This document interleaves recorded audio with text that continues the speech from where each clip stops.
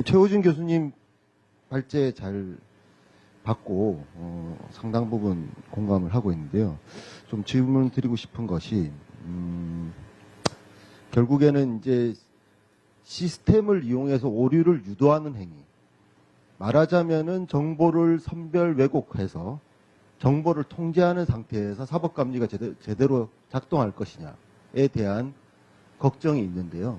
실제로 지금 현재 불송치 결정 이후 기록 송부해서 기록 검토하는 과정에서 검사가 수사를 할 수 없기 때문에 죄가 안 되는 것만 잔뜩 모아놓은 걸 가지고 거기서 검사가 뭔가 적절한 사법감리의 역할을 못하고 있다는 평가가 지금 많은데, 결국에는 그나마 작동되고 있던 보안수사, 직접 보안수사 형태로 그나마 작동되고 있던 부분들도 이런 방식으로 시스템을 이용해서 오류를 유도하거나 아니면은 시스템이 결국에는 오류를 고착화시키는 문제를 이제 가중시키는 것이 아닌가라는 생각이 드는데, 이 부분에 대한 의견을 좀 여쭙고 싶은 것이, 보안수사 요구라는 것이 지금 현재 전체 송치 사건에서 10% 정도만 보안수사 요구가 되고 있고 나머지 90%에 대해서는 보안수사 요구가 안 되고 처리가 되고 있는데, 그 중에서 과연 직접 수사 비율이 어느 정도 되는지에 대해서는 물론 통계는 없습니다만은 상당히 많은 사건들이 직접 보안수사가 되고 있고,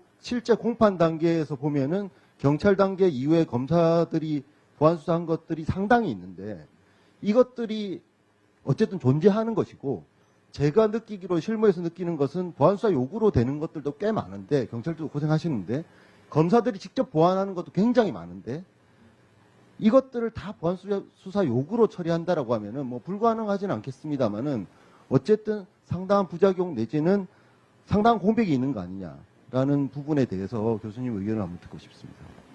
예.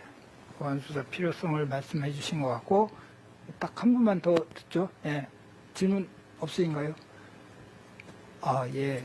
뭐, 사회자가 이제 시간에 쫓기니까 적극적인 협조를 해 주시는 것 같습니다. 그러면 더 이상 질문은 안 받고, 우리 두 분 발제자분께서 뭐 토론 과정, 또 학회장님들, 또 방청석 질문 포함해서 좀 묶어가지고 답변을 좀 드리시죠. 네. 네, 좋은 질문 주셔서 아까 양호식 변호사님이 복도에서 95% 공감한다 했을 때 5%는 뭐일까 생각하고 있었는데 그 질문이셨군요.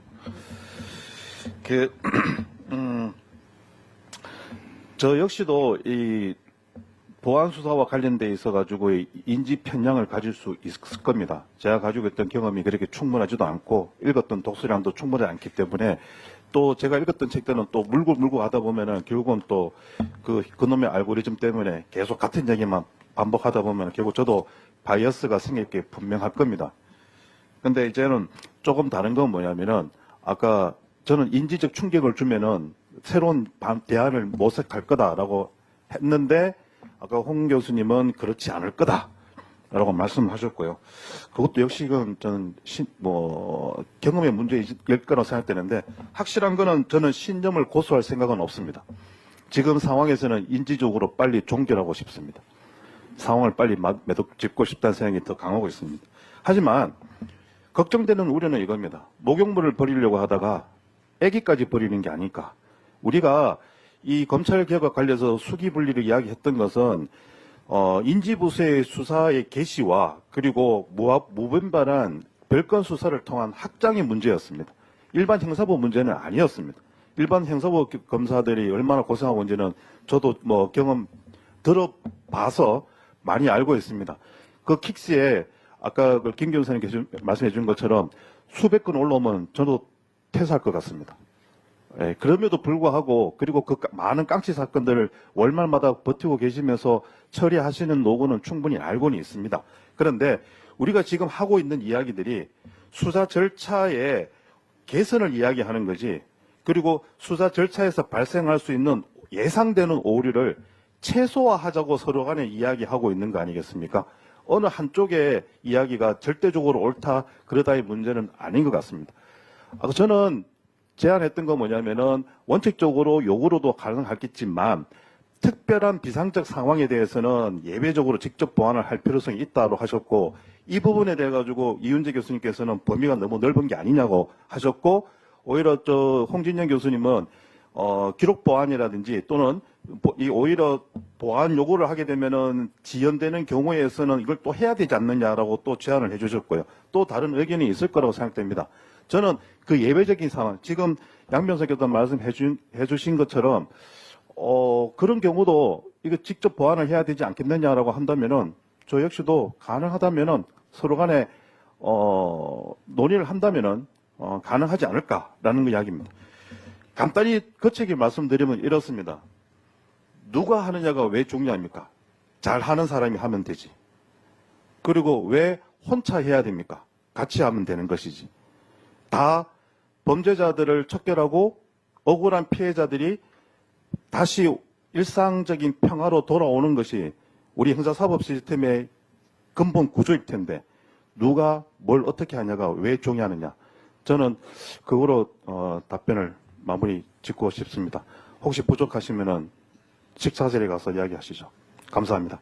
네, 수고하셨습니다. 우리 이원상 교수님 뭐 관련해서 또 하실 말씀 있으면. 네.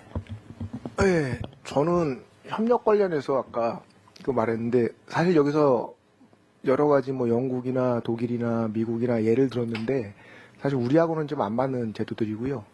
그다음에 독일은 왜 협력이 잘 되냐? 독일은 아시듯이 검사는 머리고 수사는 경찰이 할 수밖에 없습니다. 그리고 인력 구조 자체가 그렇게 돼 있기 때문에 그렇게 돼 있는데 우리는 경찰에도 머리와 몸이 있고 검찰에도 머리와 몸이 있습니다. 그러니까 두 개의 객체를 가지고 일을 해야 되기 때문에 아무래도 일하는데 불협화음이 날 가능성도 있죠. 이것처럼 어떤 제도를 만들 때에 이게 우리가 다른 나라 제도를 좀 갖다 쓰긴 하지만은 사실 우리에는 안 맞습니다. 결국 그러면 우리나라 소위 말해 K자를 붙여서 뭐 K 형사 체계를 만들든지 해야 되는데 저는 약간 염려되는 부분이 이게 지금 6월까지 딱 박아놓고서는 그때까지 해야 된다라고 하는데 제가 지금 형사법 강의하고 있는데 그때까지 이게 다 될까? 이 제도들이?